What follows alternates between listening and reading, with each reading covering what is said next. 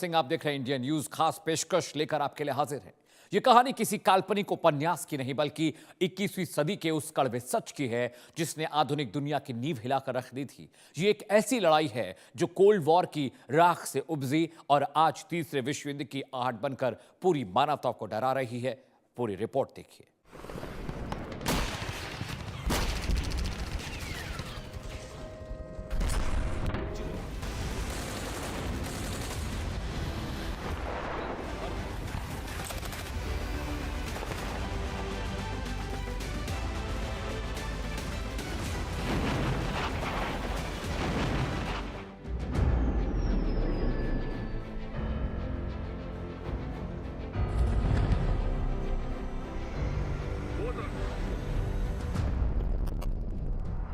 कहानी की शुरुआत 24 फरवरी 2022 से नहीं बल्कि साल 2014 की उन सर्द रातों से होती है जब यूक्रेन की सड़कों पर मैदान क्रांति की आग भड़की थी। जब रूस समर्थक राष्ट्रपति को सत्ता छोड़नी पड़ी तो क्रेमलिन ने इसे अपनी सुरक्षा घेरे में सेंध माना। पलक झपकते ही रूस ने रणनीतिक रूप से महत्वपूर्ण क्रीमिया को अपने नक्शे में मिला लिया। यह सोवियत संघ के पतन के बाद यूरोप की सीमाओं का सबसे बड़ा उल्लंघन था। देखिए, इस वक्त जो मैप आप मेरे ठीक पीछे बिग वॉल पर देख रहे हैं, ये समझाएगा आपको कि आखिरकार क्रीमिया रशिया के लिए जरूरी क्यों है। ये देखिए, यहाँ पे रशिया है, ये यूक्रेन का इलाका है। रशिया यूक्रेन के बीच जंग चल रही है। कीव है यूक्रेन की राजधानी और यहां पर क्रीमिया नीचे है। रशिया हमेशा से क्रीमिया पर कब्जा करना चाहता था और वजह यह थी कि जब क्रीमिया में एक जनमत संग्रह कराया गया तो 60% जो लोग थे वो रशियन लैंग्वेज बोलते थे। इस वजह से इतने सालों तक रशिया ने क्रीमिया पर कब्जा करने की कोशिश की। इसके बाद की और भी बहुत सारी वजूहात, रीजंस हैं कि क्यों क्रीमिया रशिया के लिए इतना इंपॉर्टेंट है। ये समंदर का इलाका है, ये कोस्टल इलाका है। यहां पर अगर रशिया का कब्जा होता है तो पूरी दुनिया का जो ट्रेड पूरा होता है वो समंदर के रास्ते से होता है। तो आप समझिए कि पूरा उस तरह से पूरा यूरोप और ये पूरा जो कोस्टल इलाका देख रहे हैं, अगर यहां पर क्रीमिया पर अगर रशिया का कब्जा होगा तो ये बहुत क्रूशियल, बहुत टैक्टिकल, बहुत स्ट्रैटेजिक लोकेशन है रशिया के लिए। और इसीलिए यूक्रेन भी क्रीमिया पर कब्जा करना चाहता है। रशिया भी लगातार यहां पर कोशिश कर रहा कब्जा करने की। लेकिन विडंबना देखिए, क्रीमिया में 60 से 70% आबादी रशियन बोलती है और जनमत संग्रह में जो निकला वहां पर यह निकल कर आया कि पूरा क्रीमिया चाहता है कि वो रशिया में मिल जाए। लेकिन जो यूक्रेन है यहां चाहता नहीं। यहां पर नीचे ब्लैक सी का इलाका है, जो आपको ग्रे पोर्शन दिख रहा है नीचे, ये ब्लैक सी का इलाका है और ये इलाका बहुत क्रूशियल हो जाता है। और यहां पर अगर क्रीमिया पर कब्जा हो जाएगा तो रशिया समंदर के रास्ते यूक्रेन के अलग अलग जो बॉर्डर आपको देख रहे हैं, नीचे समंदर है, जो व्हाइट पोर्शन आप देख रहे हैं, इस पूरे इलाके से रशिया यूक्रेन पर अलग अलग इलाकों में हमला कर सकता है। इसीलिए क्रीमिया पर कब्जा रशिया भी चाहता है और यूक्रेन को भी पता है कि अगर क्रीमिया पर कब्जा रशिया का हो गया तो यह जंग उसके लिए बहुत मुश्किल हो जाएगी। दूसरा बड़ा रीजन आपको मैं बता रहा हूं, ये जो इलाका है कोस्टल इलाका है, यहां पर न्यूक्लियर थर्मल पावर प्लांट है। ये जो इलाका आप देख रहे हैं यहां पर बहुत बड़ा एक न्यूक्लियर प्लांट है और यूक्रेन इसी न्यूक्लियर प्लांट को बचाने की कोशिश में लगा हुआ है। अगर क्रीमिया पर अटैक होता है, क्रीमिया पर रशिया का कब्जा हो जाता है तो यूक्रेन के लिए बहुत मुश्किल होगी। और यूरोपीय यूनियन और पूरे यूरोप में जो ट्रेड होता है वो समंदर के रास्ते होता है दर्शकों। और यहां पर सबसे क्रूशियल हो जाता है क्योंकि अगर क्रीमिया पर कब्जा हो गया तो पूरा यूरोपीय जो समंदर है वो रशिया की जद में होगा। इसके अलावा मैं आपको बताऊं, चेर्नोबिल जो न्यूक्लियर पावर प्लांट है वो यहीं पर है और ये न्यूक्लियर पावर प्लांट यहां से बड़े पैमाने पर बिजली की सप्लाई होती है, यूरेनियम एनरिचमेंट का काम होता है। तो अगर क्रीमिया पर रशिया का कब्जा होता है तो चेर्नोबिल जो न्यूक्लियर पावर प्लांट है उस पर भी रशिया का कब्जा हो जाएगा। हालांकि अगर आप इतिहास देखें, पुराना वक्त आप देखें तो एक वक्त में क्रीमिया पर रशिया का कब्जा हुआ करता था, लेकिन यूक्रेन भी इसके लिए लड़ रहा है और रशिया भी लगातार क्रीमिया पर कब्जा करने की जद्दोजहद में लगा हुआ है।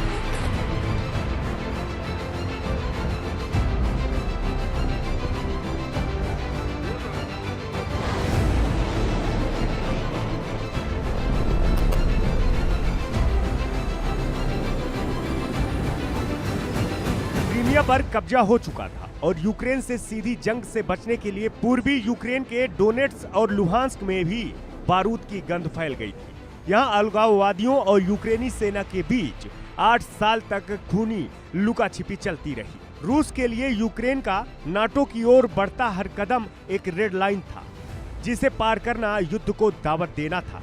उधर यूक्रेन उस रेड लाइन को पार करने का मूड 2008 से ही बना चुका था। यूक्रेन की नाटो में शामिल होने की जिद जियोपॉलिटिकल सिनेरियो को बदल कर रख देगा। इसके अलावा रूस और पश्चिम के जो देश हैं उनके बीच भी एक शतरंज के मोहरे की तरह यूक्रेन काम करने लगेगा, क्योंकि अगर ऐसा होता है, नाटो का हिस्सा अगर यूक्रेन बनता है, तो जो नई जियोपॉलिटिकल रेजिम बनेगी उसके जरिए तनाव दुनिया में और बढ़ेगा।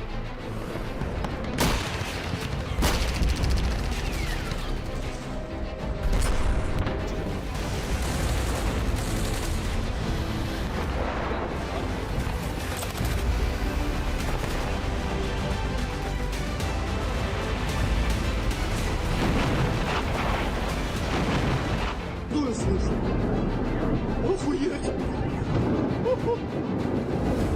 Пизда! Что я слышу? Охуеть!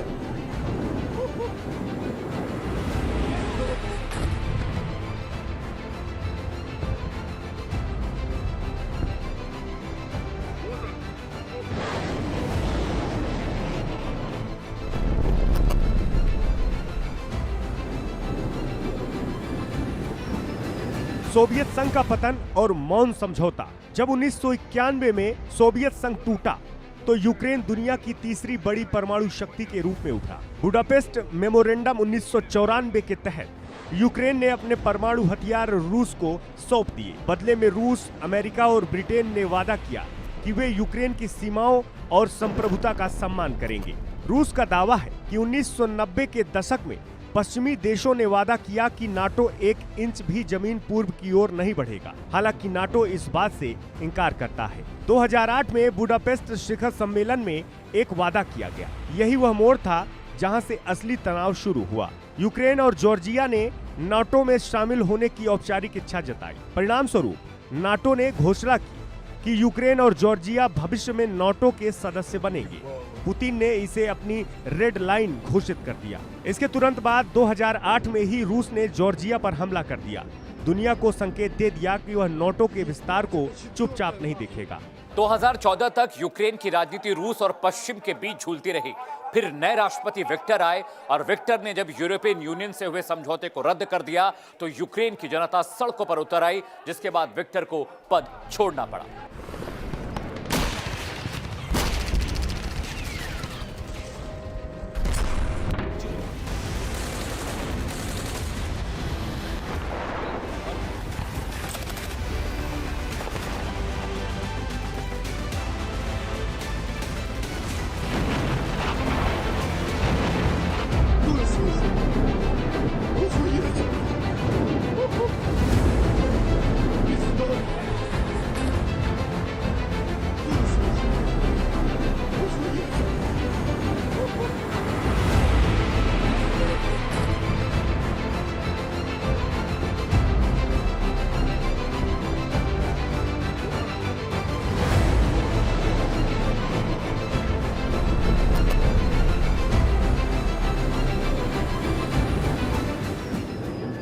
इसके बाद यूक्रेन के जनमत में नाटो के प्रति समर्थन 20% से बढ़कर 50% से ऊपर चला गया। यूक्रेन ने महसूस किया कि रूस से बचने का एकमात्र तरीका नाटो का आर्टिकल 5 ही है, जिसके तहत एक सदस्य पर हमला सभी सदस्य पर हमला माना जाता है। 2019 में जेलेंस्की के सत्ता में आने के बाद यूक्रेन ने अपने संविधान में संशोधन किया, जिसमें नाटो और यूरोपीय संघ की सदस्यता को एक रणनीतिक लक्ष्य घोषित कर दिया गया। 2021 के अंत में रूस ने यूक्रेन की सीमा पर लाखों सैनिक तैनात किए और नाटो से कानूनी गारंटी मांगी कि यूक्रेन को कभी सदस्यता नहीं दी जाएगी। नाटो ने ओपन डोर पॉलिसी का हवाला देते हुए रूस की मांग ठुकरा दी।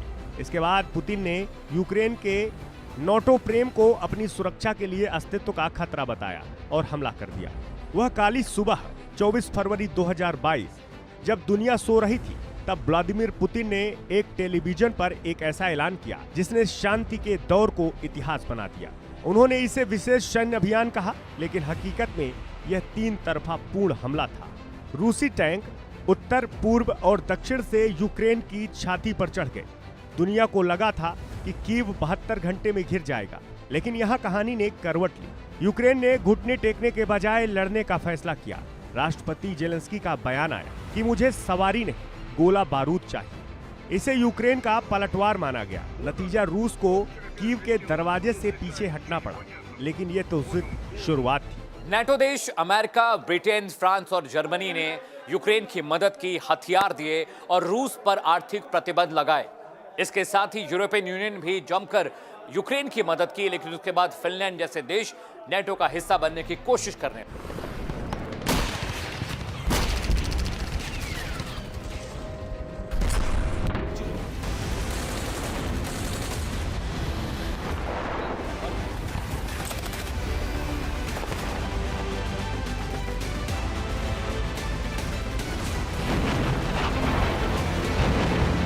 Кто слышит? Охуеть! Пизда! Кто слышит? Охуеть!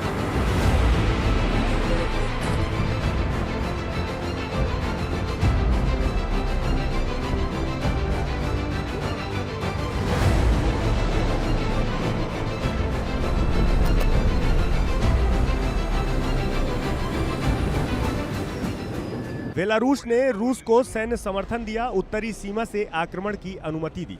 चीन ने तटस्थ रुख रखा, लेकिन रूस का अप्रत्यक्ष समर्थन किया। उत्तर कोरिया और ईरान ने बाद में हथियार दिए। भारत, ब्राजील जैसे देशों ने तटस्थ रहते हुए शांति की अपील की। इस्कंदर मिसाइलें और टैंक और Su-34 लड़ाकू विमान हवाई हमले जारी रखे। वहीं यूक्रेन ने पश्चिम से मिले जेवलिन एंटी टैंक मिसाइलें, स्टिंजर एंटी एयरक्राफ्ट मिसाइलें और हिमार्स रॉकेट सिस्टम का इस्तेमाल किया। युद्ध के पहले साल में 24 फरवरी को रूस ने कीव में उत्तर से, खार्किव में पूर्व से, मरियुपोल में दक्षिण से हमला किया। वहीं मार्च मरियुपोल की घेराबंदी की, जहां 20,000 से अधिक नागरिक मारे गए।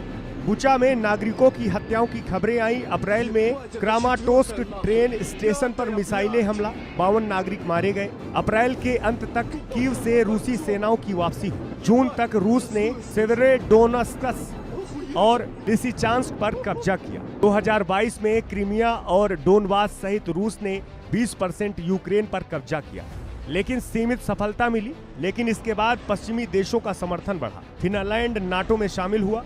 अमेरिका और ईयू ने $100 बिलियन से अधिक सहायता दी। जर्मनी ने लियोपार्ड टैंक भेजे। उत्तर कोरिया ने रूस में सैनिक भेजने की शुरुआत की। ईरान ने शहद ड्रोन दिए। बेलारूस ने परमाणु हथियारों की मेजबानी की। वहीं सऊदी अरब ने शांति वार्ता की मेजबानी की, लेकिन कोई सफलता नहीं मिली। रूस ने कंझाल हाइपरसोनिक मिसाइलें, शाहेद ड्रोन का इस्तेमाल किया। वहीं यूक्रेन ने leopard 2 tank, patriot air defence system, storm shadow मिसाइलों का इस्तेमाल किया। इस साल जनवरी ड्निप्रो अपार्टमेंट पर हमला, 40 मारे गए। बखमुत की घेराबंदी, जहां रूस ने हजारों सैनिक खोए। कखोवका डैम का उड़ाया जाना, 80,000 लोग प्रभावित। यूक्रेन काउंटर ऑपरेटिव शुरू, लेकिन माइनफील्ड से रुका। अक्टूबर, रोजा गांव पर हमला, 51 मारे गए। साल 2024 में यूक्रेन के साथ नाटो ने एक और सहायता बढ़ाई। स्वीडन नाटो में शामिल। अमेरिका ने लंबी रेंज मिसाइलों की अनुमति दी। वहीं रूस के साथ आए उत्तर कोरिया ने 10,000 सैनिक भेजे। ईरान ने बैलिस्टिक मिसाइलें दी, तो अमेरिका सत्ता में ट्रंप प्रशासन ने बातचीत पर जोर दिया। इस साल रूस ने IRBM मिसाइलें, उत्तर कोरियाई आर्टिलरी का इस्तेमाल किया, तो यूक्रेन ने F-17 लड़ाकू विमान, ATACMS मिसाइलें, ड्रोन का इस्तेमाल कर दुनिया को सहमा रखा। फरवरी, अड्विका पर रूस का कब्जा। अगस्त, यूक्रेन का कुर्स्क का इंकर्शन, 1250 वर्ग किलोमीटर पर कब्जा। नवंबर, मॉस्को पर सबसे बड़ा ड्रोन हमला, तेल रिफाइनरीज पर यूक्रेन ड्रोन अटैक। दिसंबर, कजान पर गहरा ड्रोन हमला। रूस ने यूक्रेन के पूर्वी हिस्से के 4000 वर्ग किलोमीटर पर कब्जा कर लिया। फिर साल 2025 आया। ये वक्त ड्रोन और एआई के जरिए होने वाले हमलों की थी। यूरोपियन यूनियन ने लगातार यूक्रेन को मदद जारी रखी। रशिया के खिलाफ लगातार ईयू ने प्रतिबंध भी लगाए और आखिरकार 197 बिलियन डॉलर की मदद यूक्रेन को की गई, जिसकी वजह से आज भी यूक्रेन रशिया के साथ जंग कर रहा है।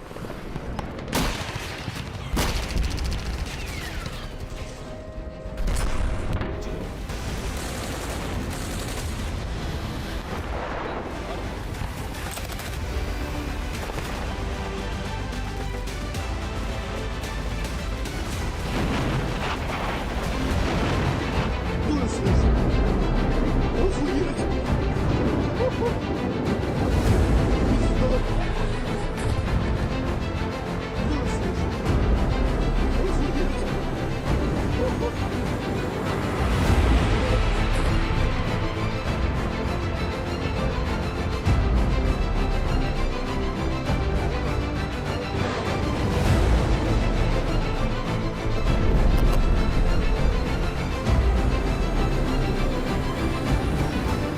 उत्तर कोरिया ने ज्यादा सैनिकों की शहादत देखते हुए सैनिक वापस बुलाए, ऐसी खबरें आई।